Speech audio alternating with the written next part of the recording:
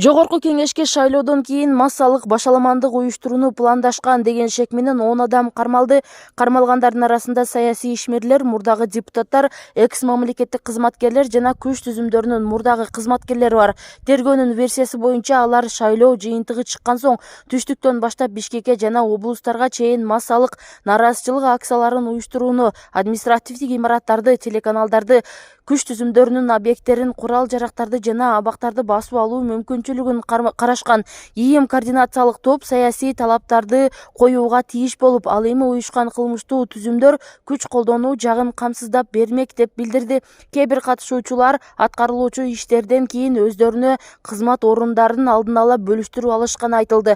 Тинтүү маалында курал-жарактар, ок-дарылар, гранаталар, байланыш каражаттары, $150 000 тополоңду каржылоо боюнча документтер жана иш пландар, ошондой эле баңгизаттар табылган. ИИМ тараткан сүрөттөрдө Темирлан Султанбеков, экс-депутаттар Шайлообек Атазов жана Кубанычбек Кадыров, Кадыр Атамбаев, Урмат Барктабасов, Дамир Мусакеев жана Эрмек Эрматов көрүнгөнү белгиленет. Темирлан Султанбековдун апасы Кыял Токторбаева ИИМ тараткан курал-жарак жана акча алардын үйүнөн чыккан эмес деп билдирди.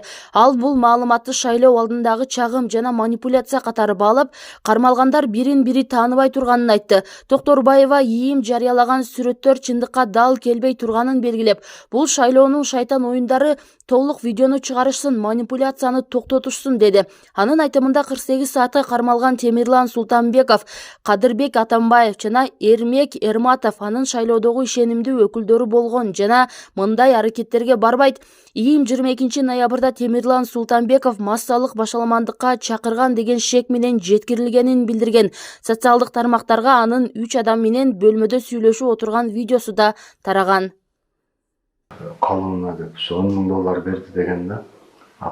Айсулуу Мукашеваны өлтүрүүгө шектелип кармалган Кумарбек Абдыров тергөөдө мурдагы кылмыш иши боюнча сотторго жактоочусу аркылуу $10 000 пара берилгенин айтып берди. Анын айтымында акча карындашынын калыңынан алынган. Буга чейин судьялар кеңеши Абдыровдун ишин караган Бишкек шаардык сотунун 3 мурдагы судьясын жоопкерчиликке тартууга макул болуп, аларга коррупция, пара алуу, пара берүү, опузалап пара алууга ортомчулук кылуу жана сот адилеттигине жатпаган өкүм чыгаруу беренелери боюнча айып тагылган. Айыпталып жаткан судьялардын бири Кайсын Аббакиров президент Садыр Жапаровго кайрылып, Абдыровго карата чыккан өкүм мыйзамдуу болгонун айтып, ишти жеке көзөмөлүнө алууну суранды.